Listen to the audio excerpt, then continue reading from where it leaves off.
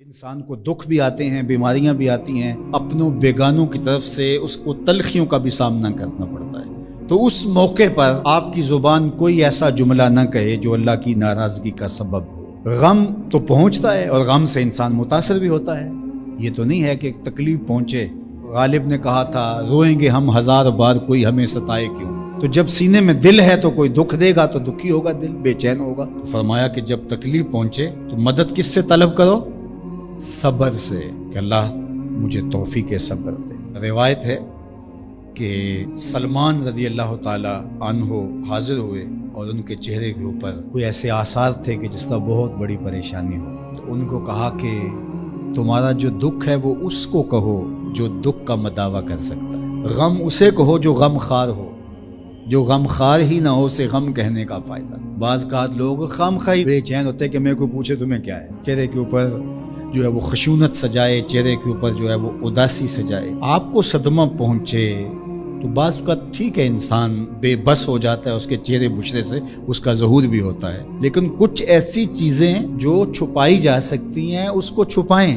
ہنس کے پی جا تلخی ایام کو ناصر، غم کے سہنے میں بھی قدرت نے مزہ رکھا ہے۔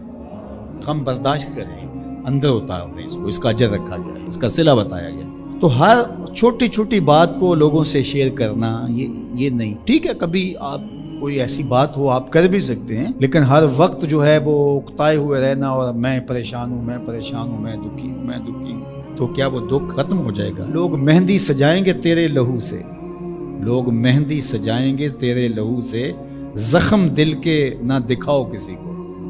لوگ تو اس سے طرح مذاق بھی اڑائیں گے، اور جب تم ہنستے ہو تو زمانہ تمہارے ساتھ ہنستا ہے، اور جب تم روتے ہو تو زمانہ تمہارے ساتھ نہیں روتا۔ اس لیے یہ آنسو بڑے قیمتی ہیں، وہی بہاؤ جہاں شان کریمی موتی سمجھ کے چن لے۔ یوں ضائع نہ کرو، یوں ان کو برباد نہ کرو، لوگوں کے سامنے رسوا نہ کرو اپنے آپ کو۔ تو صبر کے دامن کو تھامو، ایک تو تلقین یہ کی گئی، اور دوسرا کہا والصلاۃ، اور نماز کے ساتھ اللہ سے مدد طلب کرو۔ حضور علیہ السلام جب بھی کسی مشکل میں مبتلا ہوتے تو حضور نماز کے لیے کھڑے ہو جاتے، اور میں نے خود کئی مرتبہ تجربہ کیا ہے، جب کوئی تکلیف پیدا ہو تو آپ نماز پہ کھڑے ہو جائیں، تکلیف میں تخفیف پیدا ہو جاتی۔ اور بدر سے سخت دن کیا ہو سکتا تھا جب کافر پورے لاؤ لشکر کے ساتھ آ گئے، اور حضور کے لیے عریش ایک چھپر بنا دیا گیا، اور آقا کہیں وہاں مصلی بچھائے ہیں اور رب کے حضور کھڑے ہیں۔ مشکل کے وقت جب کوئی سبب نہ رہے تو اس کے حضور آ جاؤ، وہ تمہاری ضرورتوں کا کفیل ہے۔ وَإِنَّهَا لَكَبِيرَةٌ إِلَّا عَلَى الْخَاشِعِينَ، اور یہ بہت بھاری ہے نماز پڑھنا اور صبر کرنا، لیکن جو اللہ کا خوف سینے میں پالنے والے لوگ ہیں، رکھنے والے لوگ ہیں، ان کے لیے مشکل نہیں ہے۔ بچے کو صبح اٹھائیں آپ نماز کے لیے تو وہ اٹھتا ہی نہیں ہے، بار بار کہہ کے اس کو اٹھانا پڑتا ہے، اور اس نے سوات کی سیر کے لیے جانا ہو اور دوستوں کو ٹائم دیا ہو، تہجد کے وقت ہی تیار ہو کے بیٹھ جاتا ہے۔ اس کا مطلب ہے کہ اس کو نماز کا شوق نہیں ہے، اس کا شوق تھا، جس کا شوق تھا اس کے لیے اٹھنا بھاری نہ ہوا۔ میرے والد گرامی سے کسی نے کہا جی جاگ نہیں آتی، تو فرمانے لگے صبح منڈی جانا ہو تو جاگ آ جاتی ہے، کچہریوں میں تاریخ ہو تو یاد آ جاتی ہے۔ منڈی جانا یہ تمہاری بدنی ضرورت ہے، بچوں کے پالنے کے لیے، اپنی ضرورت کے لیے۔ کچہریوں میں جانا خوف ہے، نہ گیا تو میرے خلاف فیصلہ ہو سکتا ہے، تو تمہیں نہ امید ہے اللہ سے اور نہ اس کا خوف ہے، تو پھر کیسے جاگ آئے؟ اور کسی نے کہا کہ حضور نماز پڑھنا چاہتا ہوں، جاگ نہیں آتی۔ اللہ اکبر، کہنے لگے ارادہ اگر پکا ہو تو نیند نہیں آتی، بار بار اٹھ کے ٹائم دیکھتے ہیں وقت تو نہ گزر جائے۔ اللہ اکبر۔ تو فرمائیں یہ بھاری ہے لیکن خاشعین کے لیے بھاری نہیں ہے۔ خشیت خدا سینے میں نہیں ہے، اللہ کا خوف سینے میں نہیں ہے، تو واقعی صبح کا اٹھنا بہت زیادہ بھاری ہے، بہت زیادہ مشکل ہے، لیکن جو خشیت والے ہیں ان کے لیے مشکل نہیں ہے۔ یہ مان لیا کہ صبح کا اٹھنا، سحری کا اٹھنا نفس پہ شاک ہے، لیکن اگر کسی کی زندگی کی لذت اس میں رکھ دی گئی ہو، اللہ اکبر، تو پھر اس کے لیے مشکل تو نہیں ہوگا۔ راہ خدا میں تکلیف اٹھانا مشکل صحیح، لیکن زندگی کا سرور اس میں رکھ دیا گیا۔ وہ مزہ دیا تڑپ نے، میری آرزو ہے یا رب، میرے دونوں پہلوؤں میں حمزہ کا ایمان لانا کوئی معمولی واقعہ نہیں تھا۔ جس طرح مسلمانوں میں خوشی کی لہر دوڑ گئی تھی تو کفار کے اندر یہ خبر ایک بجلی بن کے گری، تو وہ بھی دارالندوہ میں بیٹھے اور سوچنے لگے کہ اب کیا کیا جائے۔ آج ایک حمزہ بن عبد المطلب گئے ہیں، کل کوئی اور چلا جائے گا تو یہ تو طاقتور ہو جائیں گے۔ عمر بن خطاب مجلس میں موجود تھے. کہا تم قصہ چھوڑو، یہ کام میرے ذمہ رہا، میں بانی اسلام کی زندگی کا چراغ ہی بجھا دیتا ہوں. روز روز کا قصہ ہی تمام ہوتا ہے. تلوار حمائل کی اور ارادہ قتل سے گھر سے نکلتے ہیں. تقدیر ہنس کے کچھ اور ہی بول رہی ہے. سودا لینے کے لیے بازار گئے، سودا لینے کے لیے بازار گئے، ہاتھ اس کے بکے جس کے خریدار گئے. تلوار حمائل کی ہے، بانی اسلام کی زندگی کا چراغ بجھانے کی آرزو ہے. گھر سے نکلتے 22 سال کی عمر ہے، جوانی ہے، بانکپن ہے، چہرے پہ جلال ہے. خطاب کا جری جواں بیٹا ہے. راستے میں ایک صاحب ملے، دیکھا اور کہا کہ کیا تیور ہیں اور ارادے کدھر کے؟ کہا چراغ اسلام بجھانے جا رہا ہوں.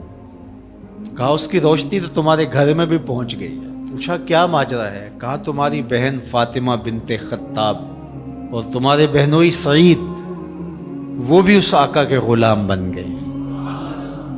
بس غصے میں بہن کے گھر پہنچتے ہیں اور دروازے کو دستک دیتے ہیں. اندر قاری قرآن ان کو قرآن سکھا رہا ہے. اہل خانہ سمجھے عمر آئے ہیں اور تیور بھی اچھے نہیں ہیں. قاری کو کہیں گوشے میں چھپا دیا اور دروازہ کھولا. دروازہ کھولنے کی دیر تھی کہ بہن پہ ٹوٹ پڑے، مار دھاڑ شروع کر دی. تم سابی ہو گئی ہو، تم نے آباء و اجداد کا دین چھوڑ دیا ہے. مار مار کے ان کو لہو لہان کر دیتے ہیں. تو بہن بولتی ہے عمر سنو، تم خطاب کے بیٹے ہو نا، میں بھی خطاب کی بیٹی ہوں، میں بھی اپنے موقف سے ہٹنے والی نہیں ہوں. حیرت زدہ ہو جاتے ہیں کہ اس عورت کے اندر یہ بجلیاں کیسے آ گئیں. تو سوچنے لگے اور کہا اچھا جو تم پڑھ رہے تھے مجھے بھی سناؤ. کہا تمہیں پہلے غسل کرنا ہوگا. عمر بدن دھو رہے ہیں، میرا رب دل دھو رہا ہے. اتنے میں قاری قرآن کے ورق لے کے آ گیا اور تلاوت ہوتی ہے طٰہٰ ما انزلنا علیک القرآن لتشقیٰ. اے 14ویں کے چاند محبوب، ہم نے قرآن اس لیے نازل تو نہیں کیا تھا کہ آپ مشقت میں ہی پڑ جائیں. تلاوت ہوتی جا رہی ہے، عمر کی آنکھوں سے آنسو ٹپکتے چلے جا رہے ہیں. کہا عمر کی عمر برباد ہو گئی، چلو مجھے حضور کی چوکھٹ پہ لے چلو. اللہ اکبر. دار ارقم میں حضور تشریف فرما تھے.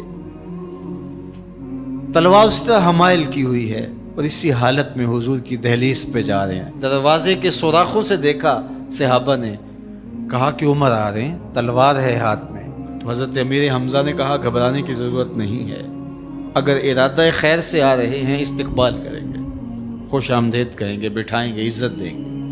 اور اگر ارادہ اچھا نہیں ہے تو اسی کی تلوار سے اس کا سر کاٹیں گے. دروازہ کھلتا ہے، عمر حضور کے سامنے آ کے بیٹھتے ہیں اور میرے حضور کہتے ہیں عمر ابھی وہ وقت نہیں آیا کہ تم اسلام لے آؤ. اور یہی وقت تھا عمر کے اسلام لانے کا. حضرت عمر کلمہ پڑھتے ہیں اشہد ان لا الہ الا اللہ وحدہ لا شریک لہ واشہد ان محمدا عبدہ ورسولہ.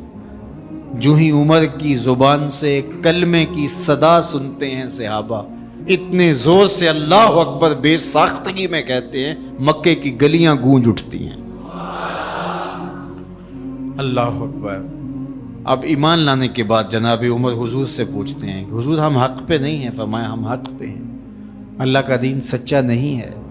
کہا اللہ کا دین سچا ہے. کہا کہ آپ اللہ کے سچے رسول ہیں. فرمایا ہاں میں اللہ کا سچا رسول ہوں.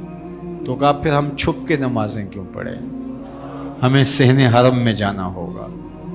مسلمانوں کی 2 صفیں بنتی ہیں 20-20 افراد کی. ایک صف کی قیادت حضرت عمر کرتے ہیں، ایک صف کے آگے حضرت امیر حمزہ چلتے ہیں، درمیان میں میرے حضور ہیں اور صحن حرم میں پہنچ کے رب کی نماز ادا کی جاتی. حضرت عبداللہ ابن مسعود رضی اللہ تعالیٰ عنہ فرماتے ہیں عمر کا اسلام لانا مسلمانوں کے لیے عزت کا سبب